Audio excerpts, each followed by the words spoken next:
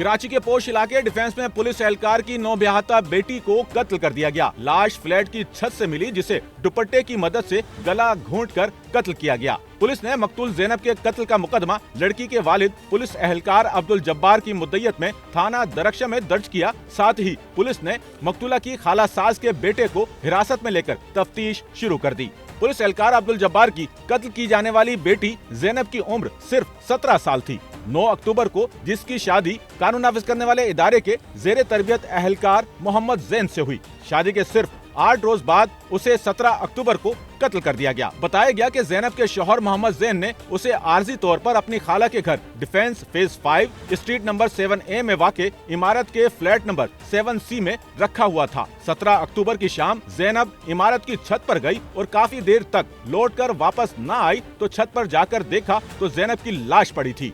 घर वालों ने देखा कि ज़ैनब के गले में दुपट्टा कसा हुआ था। जिंदगी की उम्मीद पर घर वालों ने ज़ैनब को फौरी अस्पताल मुंतकिल किया, जहां डॉक्टर्स ने ज़ैनब को मुर्दा करार दे दिया। Police surgeon doctor Sumaiya Syed के मुताबिक ज़ैनब की मौत गला घुटने से हुई। ताहम पोस्टमार्टम रिपोर्ट रिजर्व करते हुए लाश से मुख्तलिफ नमूने और DNA सैंपल हासिल कर लिए गए हैं। कानूनी कार्रवाई के बाद लाश वर्षा के हवाले कर दी गई, जिसे वर्षा लेकर तदफीन के लिए नारोवाल रवाना हो गए। कैमरामैन अमीन के साथ Nauman Rafique, SNN Karachi. Sachal news network की वीडियोस में खुशामदीद। नाजरीन, वीडियो से मुतालिक अपनी कीमती राय का इजहार कमेंट बॉक्स में ज़रूर करें और चैनल को सब्सक्राइब करें।